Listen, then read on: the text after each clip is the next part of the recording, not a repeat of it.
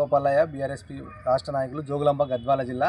మరి ఈరోజు ఏదైతే అసెంబ్లీలో తెలంగాణ రాష్ట్ర ప్రభుత్వం కాంగ్రెస్ ప్రభుత్వం బడ్జెట్ను ప్రవేశపెట్టిందో ఆ బడ్జెట్లో విద్యారంగానికి తీవ్రమైన తప్పిదం చేసినారు. తీవ్రంగా నష్టపోయే విధంగా విద్యారంగాన్ని నాశనం చేసే విధంగా బడ్జెట్ను ప్రవేశపెట్టడం దుర్మార్గం. వాళ్ళు చెప్పినటువంటి హామీలేమో గొప్పగా ఉన్నాయి, మరి అమలు మాత్రం సున్నా, ఏదీ లేదు.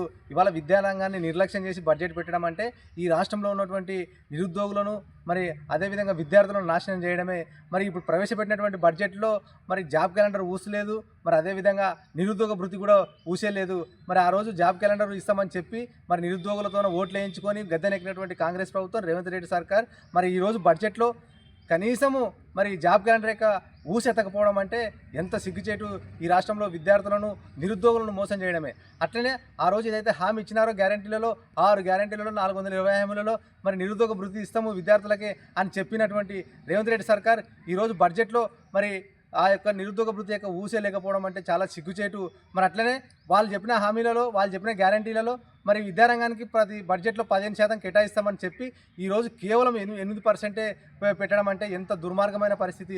కేవలం 26,000 కోట్లు మాత్రమే బడ్జెట్ని పెట్టినారు విద్యారంగానికి. అంటే 15% పెట్టాల్సినటువంటి బడ్జెట్ను 8% పెట్టడం అంటే ఇవాళ విద్యారంగాన్ని భ్రష్టు పట్టించడమే. అదేవిధంగా ఇవాళ రాష్ట్రంలో మరి ఫీజు రియంబర్స్మెంట్ బకాయిలు దాదాపు 10,000 కోట్లకు పైగా బకాయిలు ఉంటే ఇప్పుడున్న బడ్జెట్లో కేవలం 4,000 మరి కోట్ల బడ్జెట్ని పెట్టడం అంటే మరి ఈ రాష్ట్రంలో ఉన్నటువంటి బడుగు బలహీన వర్గాలకు విద్యను దూరం చేయడమే.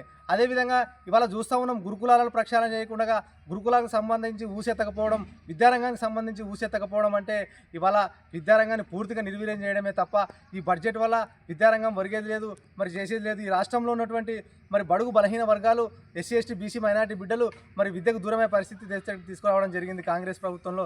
ఎంత సిగ్గుచేటంటే దీన్ని తీవ్రంగా ఖండిస్తున్నాం.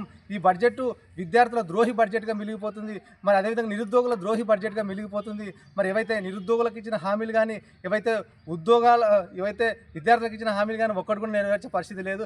అదేవిధంగా వాళ్ళు చెప్పిన యువ వికాసం కింద ప్రతి విద్యార్థి కూడా 5 లక్షల విద్యా భరోసా కార్డు ఇస్తామని చెప్పినాడు. మరి ఈ బడ్జెట్లో విద్యా భరోసా కార్డు యొక్క ఊసే లేదు.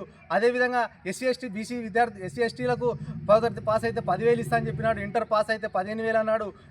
డిగ్రీ పాస్ అయితే 25,000 అన్నాడు. పీజీ పాస్ అయితే ₹1,00,000, మరి పిహెచ్డి పాస్ అయితే 5 లక్షల రూపాయలు ఇస్తా అన్నాడు ఎస్సీ ఎస్టీ విద్యార్థులకి. ఇవాళ బడ్జెట్లో దీని యొక్క ఊసే లేదు. ఇట్లా విద్యారంగానికి సంబంధించి, నిరుద్యోగులకు సంబంధించి, విద్యార్థులకు సంబంధించి అనేకమైనటువంటి వాగ్దానాలు చేసినటువంటి రేవంత్ రెడ్డి సర్కార్ ఈరోజు బడ్జెట్ చూస్తే మరి ఏవి లేవు. మొత్తం ఇది విద్యార్థులకు అగెనిస్ట్గా ఉంది, నిరుద్యోగులకు అగెనిస్ట్గా ఉన్నది, మరి ప్రతి ఒక్కరు కూడా అగెనిస్ట్గా ఉన్నది. విద్యా వ్యవస్థను పూర్తిగా నిర్వీర్యం చేసే విధంగా ఈ బడ్జెట్ ఉండడం సిగ్గుచేటు.